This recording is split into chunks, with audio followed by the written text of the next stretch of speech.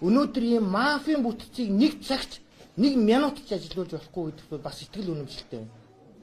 Хүмүүс яриад дээ шүү дээ. Энэ хууль гарангууд бүх бараг 500 шүүгчийг бүгдийг солиод энэ бүх прокурорыг солио хайчих юм шиг ярих юм.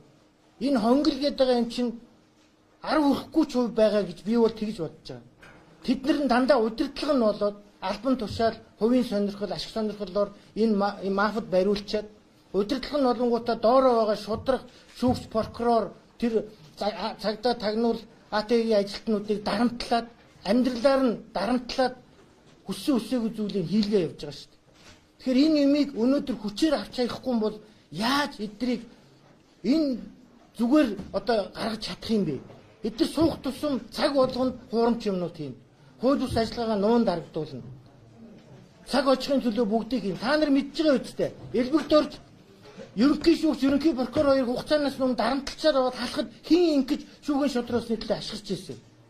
Тэр томилсон прокурор шүүгч нь АТГ-ийн хоёр даргаыг шоронд явуулж байгаад хин ашиглаж ирсэн. Хин ч ашгараагүй шүү дээ.